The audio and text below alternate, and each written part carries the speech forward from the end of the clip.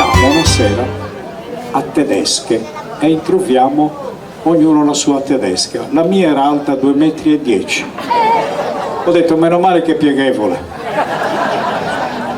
La prendo per mano e me la porto in campagna, giriamo. Volevo trovare un muretto a secco per camminare, io sul muretto, lei a fianco per essere alti uguali.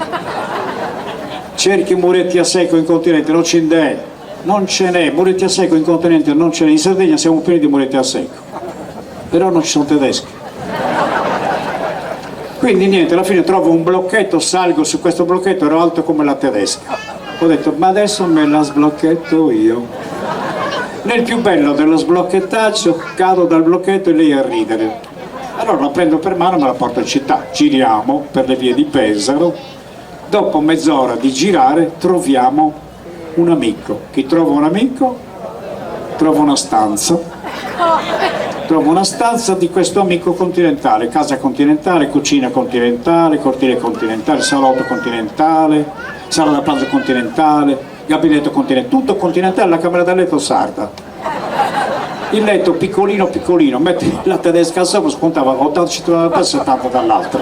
Sembrava una gondola, non c'era posto per, cioè non c'era un punto d'appoggio. Però ho detto me la voglio fare tutta.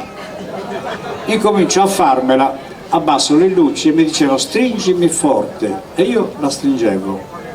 Abbracciami e l'abbracciavo, accarezzami i piedi, mollo e accarezzo i piedi. Dammi un bacio e l'abbracciavo, stringimi forte e stringevo. Gli ho detto molla poco a poco e ha mollato.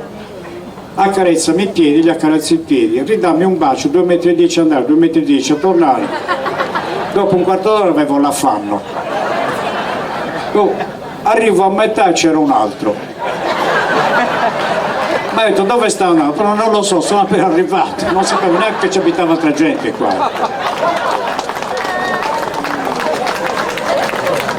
Abituato alla donna sarda piccolina, cioè le cose cambiano mano a mano, è una cosa incredibile. Niente, poi si diventa più grandi, scusate bevo un po' d'acqua perché serve ogni tanto, qui si asciutterà.